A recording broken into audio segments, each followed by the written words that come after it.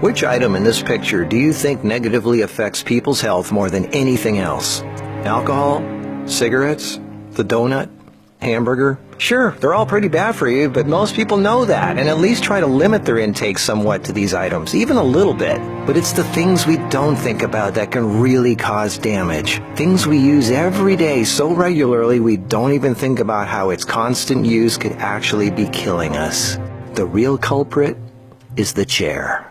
We were given legs for a reason. Most third world cultures don't even have chairs, and they walk an average of 10 miles a day. We in the modern world, on the other hand, spend most of our entire waking days sitting down. People go right from bed to sitting on the toilet, after which they sit at the breakfast table, then they sit in a car as they drive to work and spend the entire day sitting at a desk, only getting up to sit in the toilet and in the cafeteria. Then they sit in the car to drive and sit at the local bar for happy hour. Then when they've had enough of that, they go drive home and spend the rest of the day sitting in a comfortable chair watching TV before they crawl to bed to recover from all the physical exertion that day. And when people go out, they sit at a restaurant or a movie theater. Sitting all day is far worse for you than you might think. A 2010 American Cancer Society study following over 123,000 people from 1993 to 2016 found these alarming results. People who were inactive and sat for over 6 hours a day were 94% more likely to die during the time period studied than those who were physically active and sat less than 3 hours a day.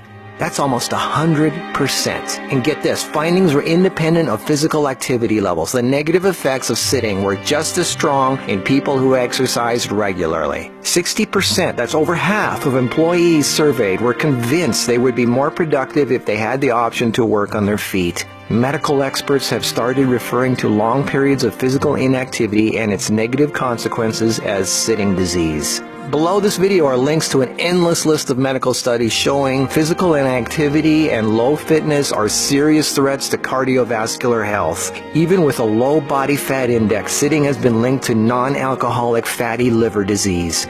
Studies showing differences in brachial and femoral artery responses to prolonged sitting. Studies showing reducing sedentary time may protect DNA. Sedentary lifestyle has been linked to depression. How sitting less increases muscle mass. Multiple studies linking diabetes to inactivity and sitting. Cells in idle muscles don't respond well to insulin, so the pancreas produces more and more, leading to diabetes. And how 5 minutes of standing every half hour can improve glucose metabolism and really help postmenopausal women who are pre-diabetic. Blood pressure drops when standing compared to sitting. A Cornell University study found that sitting more than 1 hour induces biochemical changes in lipoprotein lipase activity, that's an enzyme involved in fat metabolism, and glucose metabolism, leading to deposits of fats in adipose tissue rather than being metabolized by muscle, and increases heart attack risk, coronary heart disease, and kidney disease. This happens in both fit people who do regular aerobic activity and also unfit overweight people. This means regular exercise does not cancel out these effects of sitting the rest of the day. Sitting a lot is asking for trouble, no matter who you are. Another study at the University of South Carolina found that men who reported more than 23 hours a week of sedentary activity had a 64% greater risk of dying from heart disease than those who reported less than 11 hours a week. And many of these men routinely exercised. Cholesterol, blood sugar, triglycerides, diabetes, heart disease, and a number of health problems all became apparent. Studies have linked sitting to a greater risk for colon, breast, and endometrial cancers. Sitting for long periods of time can cause blood clots to form, which can travel to the brain, causing a stroke. Speaking of blood clots, lungs are twice as likely to develop pulmonary embolisms. Lack of physical activity leads to hypertension, high blood pressure, sleep apnea, snoring, compression of spinal discs, herniated lumbar discs. The Washington Post reported sitting a lot also causes leg disorders, varicose veins, swollen ankles, deep vein thrombosis, muscle degeneration, hip pain, and worst of all, a limp, sagging rear end because the glute muscles not only don't get used, circulation is cut off from the weight of the whole body pushing down on it. Medical News Today announced that our chairs are slowly but surely killing us.